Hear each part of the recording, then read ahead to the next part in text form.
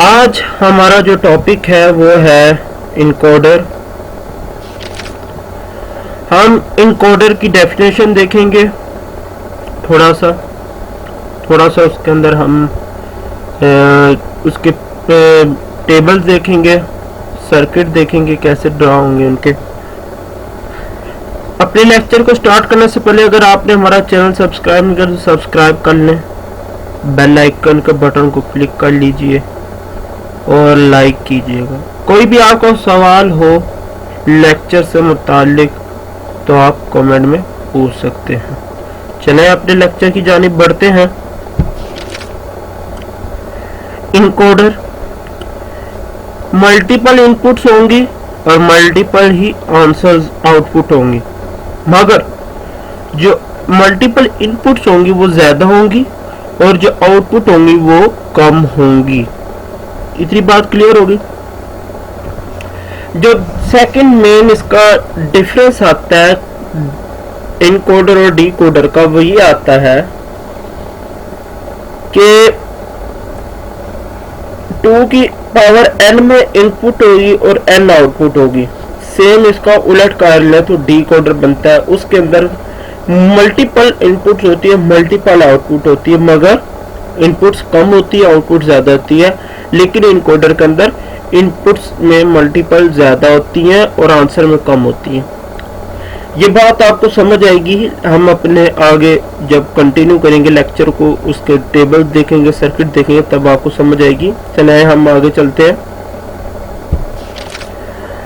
There are 2 types, इसकी 2 types हैं जो हम यहाँ पे करेंगे। 4 to 2 लाइन्स, 8 से 3 लाइन तक, यानी कि अगर 4 की इनपुट होगी तो 2 लाइन्स की आउटपुट आएगी, अगर 8 की इनपुट होगी तो 3 की आउटपुट आएगी। आपके सामने 4 to 2 लाइन का एक टेबल बना हुआ है। E0, E1, E2, E3 ये हमारी इनपुट है। यहाँ पे 1 यानी कि 0 है तो 0 कहाँ पे आता है, यहाँ पे स्टार्ट में 1 है, ये सारा 0 होगा। यहाँ पे 1 है, यहाँ 2 है, यहाँ 3 है। सेम इसको डायगोनल में हमेशा लिखना है। डायगोनल में ये डायगोनल देखे 1 का डायगोनल बना हुआ है, बाकी ऊपर नीचे 0 होंगे। 0 0 1 1 0 1 0 1। सिंपल। आप अगर समझना चाहते हैं इसका आंसर ये कैसा है, ये देखिए ये 0 की जगह पे लगा तो 0 की बाइनरी, ये 1 की है तो 1 की बाइनरी, ये 2 है तो 2 की बाइनरी, ये 3 है, ये 3 की बाइनरी। ओके, अब हम इसका सर्किट बनाएंगे। सर्किट कैसे बनाएंगे ये देखें। ये 1 कहाँ पे लिखा हुआ है, ए इसमें, ये देखें ये 1 यहाँ पे है, इसके ऑपोजिट तो E1 प्लस E3। ओके, ए की वैल्यू बनेगी E2 प्लस E3। अब हम इसका सर्किट देख लेते हैं। ए की E2 plus E3, E1 plus E3 इसकी सर्किट बनेगा। तो हम इसके अंदर और गेट लगेंगे, प्लस का निशान है तो और गेट लगेगा। E2 E3 A, ये E3 और E1 लेकर हमने B बनाया। अब हम नेक्स्ट अपनी टाइप की तरफ चलते हैं। 8 to 3 लाइन्स, इसके अंदर भी देखें हमें डायगोनल के अंदर 1 लिया हुआ, 0 से लेकर 7 तक 8 बनते हैं और हमारा 3 इसका आउटपुट निकलेगा।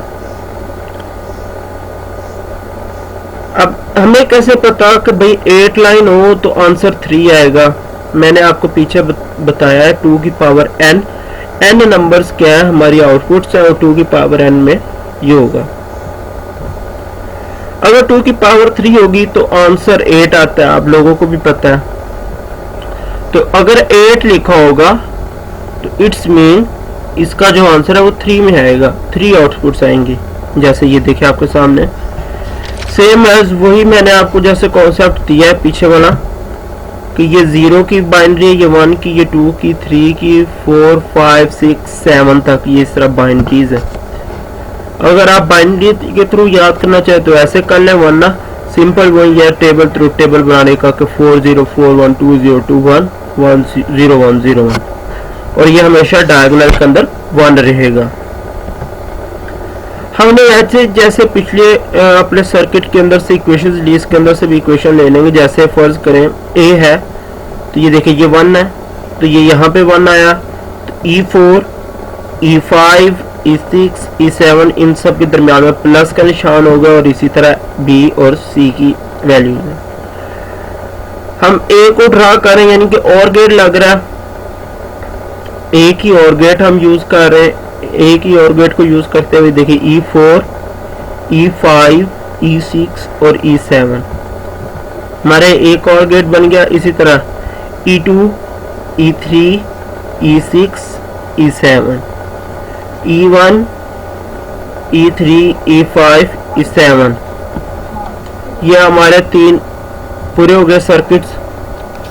लेक्चर आज इतना ही था। आपको कोई भी सवाल हो तो आप पूछ सकते हैं कमेंट में। अगली वीडियो तक के लिए हमें इजाज़त दीजिए। अल्लाह हाफिज़।